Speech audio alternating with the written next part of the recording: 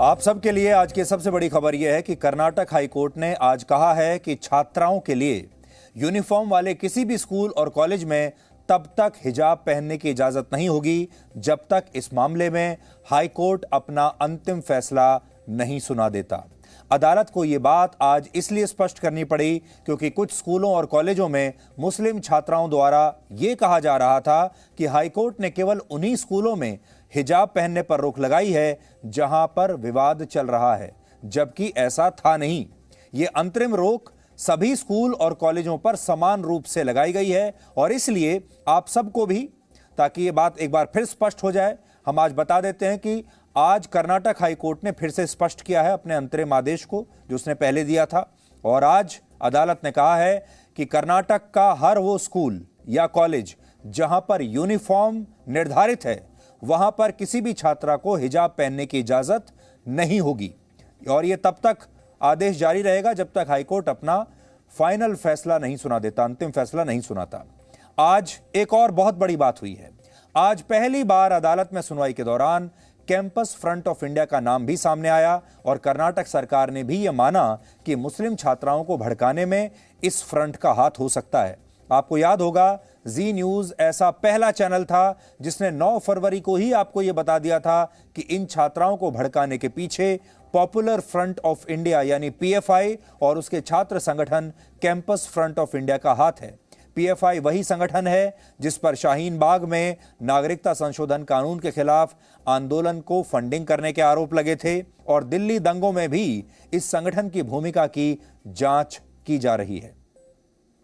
आज कर्नाटक हाईकोर्ट में राज्य के स्कूलों की तरफ से उनका पक्ष रख रहे वरिष्ठ वकील एस नागानंद की तरफ से 2 मुस्लिम छात्राओं की तस्वीरें भी पेश की गईं जिनमें वो बिना हिजाब के स्कूल में दिख रही हैं। ये तस्वीर भी आपको याद होगा, हम आपको वो क्लिप भी दिखाएंगे। आपको याद होगा ये तस्वीर भी हमने आपको 9 फरवरी के डीएनए में दिखाई थी जब हमने आपसे ये कहा था कि ये जो छात्राएं हैं ये पिछले महीने तक बिना हिजाब पहने स्कूल में आ रही थी। ये वो छात्राएं हैं जो वर्षों से इन स्कूल या कॉलेजेस में पढ़ रही हैं और बिना हिजाब के ही पढ़ रही हैं। अचानक से ऐसा क्या हुआ कि इन्होंने हिजाब पहनने की मांग रखनी शुरू कर दी और ये हिजाब की जिद पर अड़ गई हैं। ये तस्वीरें हमने आपको पहले भी दिखाई थी और आज इन तस्वीरों को अदालत में भी पेश किया गया जिससे साबित होता है कि ये सब कुछ बिल्कुल नया है और इसके पीछे कोई संगठन हो सकता है और संगठन कौन है यह हम आपको बता चुके हैं। इन तस्वीरों को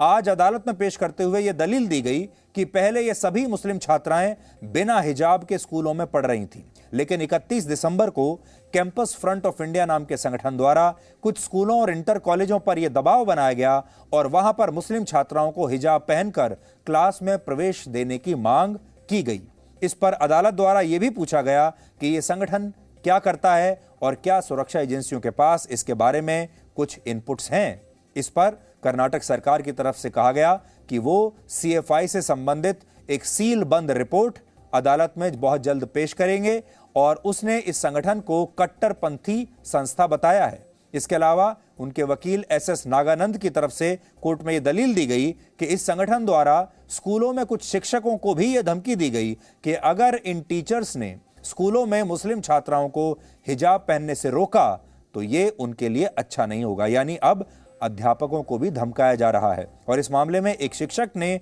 पुलिस में भी शिकायत दर्ज कराई है जिसके बारे में आज अदालत ने पूरी जानकारी मांगी है।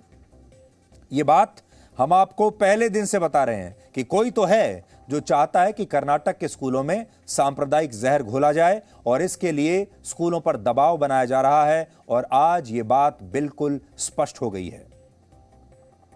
आज अदालत में 3 और बड़ी बातें हुई जिन्हें आपको बहुत ध्यान से आज सुनना चाहिए। इस मामले में जिन मुस्लिम छात्राओं ने याचिका दायर की है उनका आरोप है कि उन्हें क्लास में हिजाब पहनने पर उनके शिक्षकों द्वारा डांटा जाता है और जब वो हिजाब की वजह से क्लासेस अटेंड नहीं करती तो उन्हें एब्सेंट मार्क कर दिया जाता है,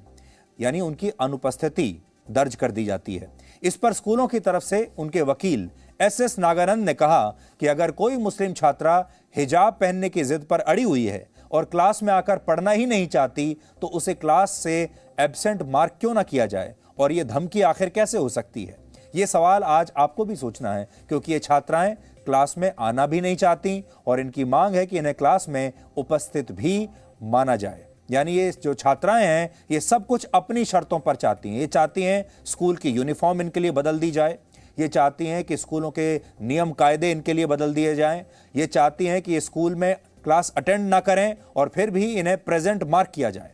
स्कूलों की तरफ से यह भी कहा गया कि जब परिवार में कोई बच्चा गलती करता है और उसकी गलती के लिए उसके माता पिता उसे डांटते हैं या उसे बताते हैं कि उसके लिए क्या सही है और क्या गलत, तो क्या वो माता पिता अपने बच्चे को उस समय धमका रहे होते हैं? क्या इसे धमकी माना जाएगा? क्योंकि ये मुस्लिम छात्राएं तो यही आरोप लगा रही हैं। स्कूल और कॉलेज केवल नियमों का पालन कर रहे हैं, लेकिन इस पूरे मामले को ऐसे पेश किया जा रहा है जैसे पूरा सिस्टम मुस्लिम छात्राओं के खिलाफ हो गया है, जबकि ऐसा है नहीं। आज हाईकोर्ट में यह बात भी कही गई कि अगर स्कूलों में हिजाब की मांग को मान लिया जाता है तो यूनिफॉर्मिटी यानी समानता का सिद्धांत बच्चों के और छात्रों के मन से हमेशा के लिए समाप्त हो जाएगा। और जब वो स्कूलों से पढ़कर बाहर निकलेंगे, कॉलेजों में जाएंगे, नौकरी करने के लिए दफ्तरों में जाएंगे, तब ये मांग और बढ़ेगी और तब ये देश क्या करेगा? अदालत में यह दलील दी गई कि हिंदू धर्म के 24 संस्कारों में से एक उपनयन संस्कार में ब्राह्मण समाज के लोगों को जनेऊ पहनने के बाद ऊपर से कोई वस्त्र पहनने की इजाजत नहीं है। अगर भविष्य में इस संस्कार को मानने वाला कोई छात्र यह कहता है कि वो बिना वस्त्र के स्कूल आना चाहता है, तब ऐसी स्थिति में स्कूल क्या करेंगे? और अगर तब भी यह मामला अदालत आया तो फिर अदालत क्या करेगी? तो ये एक बहुत बड़ी बात है जो आज हुई है और हम आपको पहले दिन से ये बात बता रहे हैं कि हमने आपको 9 फरवरी को ही ये बात बता दी थी कि इसके पीछे पॉपुलर फ्रंट ऑफ इंडिया का छात्र संगठन है। और आज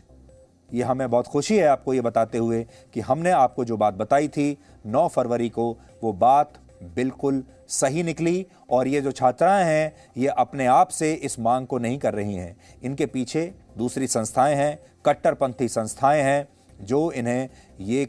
भड़का रही हैं और इस पूरे आंदोलन को वो पीछे से हवा दे रही हैं।